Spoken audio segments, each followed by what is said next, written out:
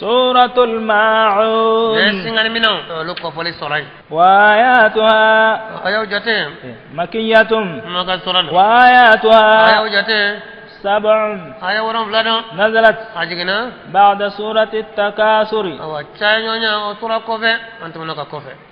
بسم الله الرحمن الرحيم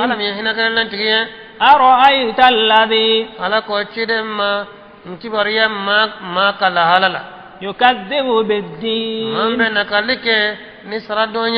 فذلك الذي يدع اليتيم ولا يحض على طعام المسكين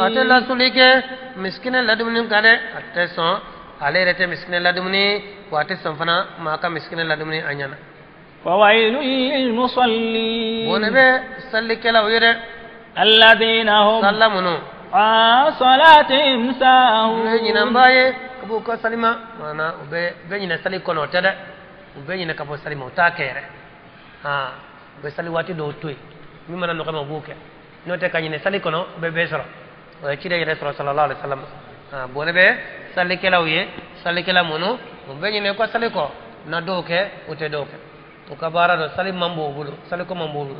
wala ko bonabe o sallaw yere bonami ndo waylu kododo ko fari mambado janwa kolo to yere be sranya wo ko farinde ko de be sali jugu kelawye wala mamte sali na doke una dotoy sali ake kanye kide salla chogomina ko le ka dabla note ka sali bi danga dongodo ni sali jugu ke kide ko sata maliko bi ka sali meleke ko fili ngoro ka ke gi go sinyadal sali reba fa ye majri ala ki majri ni te sali mi wanke do sali dabla no te dongo de kasra bi danga alladheena hum mamunu yurauna nuga yerira de kenu kasaliye wa yamna'una al-ma'un ne balike singani fe ona fana u kasalite sali kadi yembake ala kon ka ke mbake otede u kasali yerira de sufe sali uteyola safo fajri uteyola munafiki lu kasali yere mo ka nye sali yoro la to abana le fe sali no bina odela ni yo sali yoro la sali fana la sara fitri no te fajri ni sabo uteyolula bo o sali e sali jugude alman fana be mo ko bale singa ni fena u ka mina te singa mama o fana mai ma tise ka soro ki ka ma ko nya mina be bibulu ikra choko choko do de bibulu do tibulo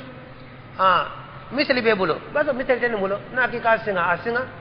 ibisa ka chati da fay awana tuna bule basara de nitla le kana naide na tuna basara de ni ofo bashi tola ngani yata ka dama na tuna bulo atisara de wala na kiana bulo ni ka fensi ngana kiana atisara da tedla de ko ke chati de e ka jele singa ma aflene na kiana basara de ni ofo na ya kiana basara ngani yata ka dama na kiana atasara kana ba kuma te katla ka galonti ode kacha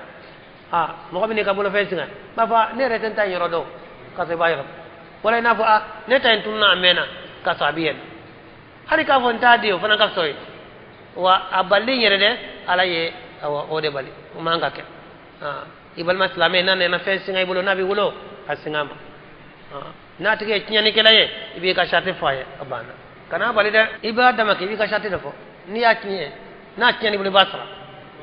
na ya mina no kanye na kinyana basra ngane ya ta kadama katimo fo na kinyana tasara